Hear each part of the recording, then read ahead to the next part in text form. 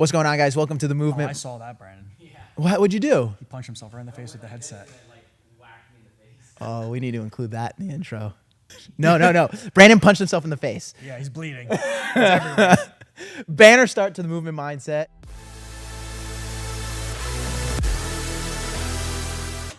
Chris Hardenberg here with Joe Pasalacqua. Today we're talking a little bit about programming. A little bit. So this is a very necessary thing for people to understand, especially from a client perspective, right? Yep. And if gym owners listen to this too, right? Great. If they get anything out of it, great. They probably won't. But definitely the clients will understand this, okay? When I first opened Sparta, right, when Station Athletics, the first location, something that I always did was I programmed everything myself. Because I had this conception of how do I connect directly to the clients on what their progressions are if I'm following another program. If you're competing, totally different. Totally different. Right? Like when we used to compete like aggressively or like Marquand still, right? Going to semifinals next week, right? So it's like he's trying to make the games. He has a program specifically designed for him. For sure. But his program, if we were to do that right now, we'd probably die. Legit, probably in the ground It's, die. like, as I'm saying, it's designed about that outcome. Yeah. Okay. So when I first started writing the programs, I was playing around with, okay, I'll do 4-week block. And then I established, okay, we're gonna do 6-week programs. Okay. So the 6-week program is individually designed for a specific outcome. So whether that's, hey, we're gonna test back squats, or we're gonna test an endurance piece, or we're gonna test, something dumb, right? Like a 2K row, see if you can improve your time. So the idea was to test this in the beginning of the 6 weeks. So let's say we're doing a 2,000 meter row and you rode X time. Your goal at the end of the 6 weeks is going to beat that time. But that 6-week program is going to have things designed to make you a better rower. Yes. Right? In intricate forms. So the point of why that's so important is I was able to take my clientele base and say, okay, this is what everyone needs to work on in some sort of variation. Sure. Okay. And then I would design the whole program around that. It would be very strength dominant, or it would be very endurance dominant, right? But there was always one or two tester pieces. And when I say tester pieces, there would typically be a strength test, okay, whether it was a muscle capacity strength test, or if it was a 1 rep max of something, and then it was some sort of endurance base or a workout, right? Like something that was like, okay, you did it in 8 minutes and now you need to try to do it faster. Yeah. Well, and the premise is like really how to provide variety within a structure for class programming, because a lot of what I see is like you have some gyms, especially maybe owners who have been around a long time, that are all the way on one side. Like old school CrossFit is literally just, they say constantly varied, right? But it's constantly varied in the sense of like every day is a completely different thing. There's no rhyme or reason. Yeah, but the variety, the misconception of people create variety off of nothing. Yeah, it's variety for variety's sake. Yeah, variety is variety. I could take 20 movements and I can make variety, but what the fuck's the point of the variety if there's no outcome? Right? It's just like anything else. It's like when you're at work and you're doing paperwork, there's an outcome at the end of why you're doing it. Yeah. Right? Okay. If I'm eating clean for this much time, it's for an outcome at the end of my diet, right? Right. If I do that in fitness, what is the point of doing variety without no outcome? Exactly. And then on the other side of the spectrum, you have some gyms that it's like so much structure. After doing it for 2-3 months, it's like, I've done the same thing for the last 2 months. And that's the problem with what we see with why people don't stay at F45s and Orange Theory is because, okay, they have a structure, but what it is it's a corporate structure for the design of the business to be successful based on however they design it to be. Yeah. But it's not the best outcome for the clients because you have too much, I guess what the best thing for in our business, you have too much attrition or too much loss of members because people get bored. 100%. And so the way we do it is we try to marry both. And that obviously the reason why we do that is because we think that's best. So like you touched on it, from a structure perspective, we do 6-week cycles.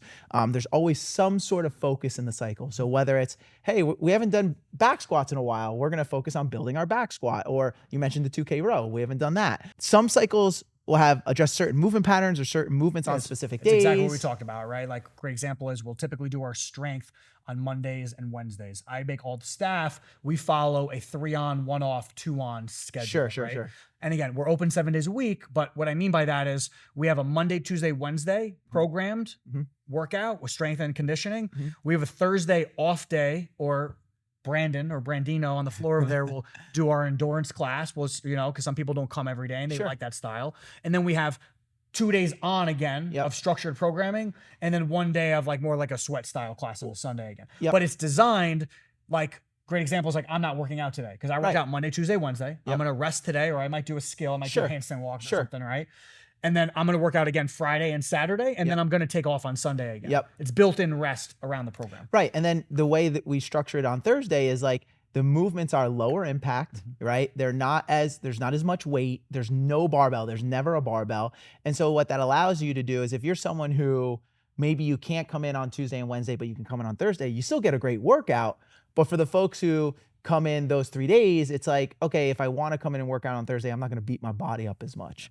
People rotate days, focus on certain aspects to hit during a week, during their cycle. And then there's skills and progressions. I mean, we talk about this a lot. The 6-week cycle that we do, depending on who programs it, has skills and progressions that we're working on for that cycle. And that's super important, right?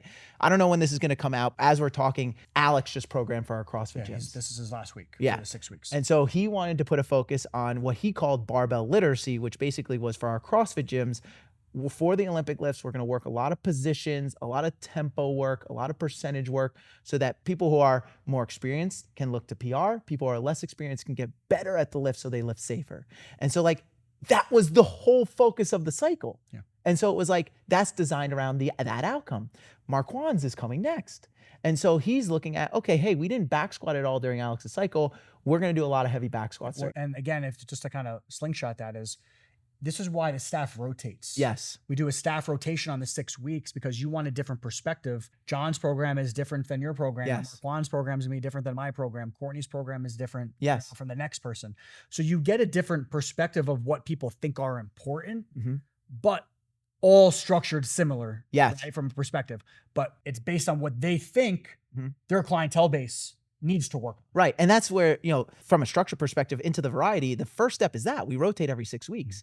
There's a lot of people who they're the gym owner and they're either, getting their programming from a company, which is probably all going to be designed very similarly. Or if they do it themselves, they're the only one who does it. Yeah. And so then you get programming biases. Whereas, like we said, we just came out of Alex's cycle. We're going into Marquand's cycle. Marquand's cycle has a lot of conditioning. He writes a lot of intervals. Yeah. After that, we go to Franco, which has a lot of different variety where he's focused more on a lot of barbell cycling. Right. A lot of, muscle capacity based work. And so that cycling allows our members to get better results because you're not used to it. Yes. How many times have you I used to say this when we used to compete, right? We used to compete when we make semifinals and training for like these high level competitions. Yep. Would be your body eventually gets used to the sore, right? Because you're doing so much of it. Yeah. It's hard to fight through, but eventually you get used to it. But then your result kind of stops at that point. Yeah. Right. So that's again why the point of the variety, right? Another thing too is like we never program the same movement twice in 1 week, and that's all by design, right? You're not going to do burpees 3 days in a row just because it's going to hurt 3 days in a row. Yep. Okay. And then we look to vary things in terms of time domain, stimulus, movement selection, and the conditioning aspects. So like you'll get a lot of variety in the conditioning aspects. You might have a day where it's like, great example, like I said, we're going into Marquand cycle. He said, every Monday we're going to be doing power cleans during the conditioning, right? So that's the structure, but the weights are going to vary. Yes. The movements around the power clean is going to vary. The time domain is going to vary, and that allows people to get results. The constant variation, right? That's the functional fitness piece. Is the constant variation is the design around the program. So again, like Chris says, is if we're doing let's just really simple, a 5-set, 2 reps every set of back squat. Yeah. Right. We may do that every single week for 6 weeks. But your percentage on the weight is going to change. Your tempo is going to change. Yes. Right? You may pause in the bottom, right? Yes. You may be just working on technique work, right? But the variation is going to change. Yep. And so overall, guys, what we do from our perspective is we have structure within what I call the skeleton, which is the outline of the program, which is why every program for us has an outline at the top. We're doing this day, this day, this day. So there's or we're addressing these aspects throughout the 6 weeks. So there's structure in the skeleton and then variety within the movement selection of those particular days. Yeah, and that's the programming piece is really important. Again, if you're a gym owner and you're not doing this and you're following, I'm going to say it pretty frank, shame on you if you're not doing this for your client. Sure. And if you're buying a cookie cutter, you are designing something that is not specific for your clientele base. 100%. And I'm not saying mayhem in these programs are bad, right? But what I'm saying is they may not be space efficient for your gym, Right. right? You got to think about all these things. Right. Okay, great. All right, you have a giant gym and there's no variation. All right, great.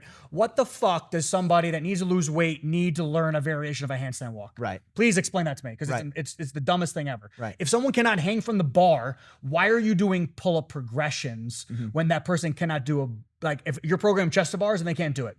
Great example. People here are doing a competition, right? And in scaled, it has rope climbs in it. Why are they doing that? It makes Right. no sense. Right. Because these people can barely hang from a rope. Right. Why is that program that way? Right. Like, and that stuff, like, I mean, obviously it fires me up. But the idea here is it's not client specific. Right. If you spend more time on designing something that's client specific Right. in the micro gym business, most micro gyms have between 60 and 120 members. Sure. Right? On the low side. Sure. Successful ones are going to have anywhere from 120 to 200 plus. Sure. Okay. Most of these places are following cookie cutter programs. Right. And that's what you said. It's like, if I know my clientele, I can say, all right, we're going to put this in here. Let's even call it high skill movement, a gymnastics or a rope climb, because I have some people who can do this. But here's how I'm going to regress it down for the people who don't have that skill yet, versus these cookie cutter programs. But it's not what the main focus is. Yeah. That should be like a CRX. We use CRX in our gym. Sure. So we have our scaled version, we have our RX version, and then we have our CRX which version. is competition prescription. Competition based, right? And so we're not even putting the RX movement as, hey, go do 5 rope climbs. Right. Okay? It is a rope climb progression at whatever stage that you're doing it in. Sure. Anything that's high level Mhm. should not be written for the general population. Sure. And Like, so, cut and dry. That's how it should be. yeah, so that's how we do it, guys. That's how you'll see our structure and variety in our program, and it's always going to be that way. You have to marry both to get the best results. So yeah, if you're one of our members, keep crushing it in class. If you're enjoying what you're hearing so far, like and subscribe to us on YouTube, and we'll see you on the next one.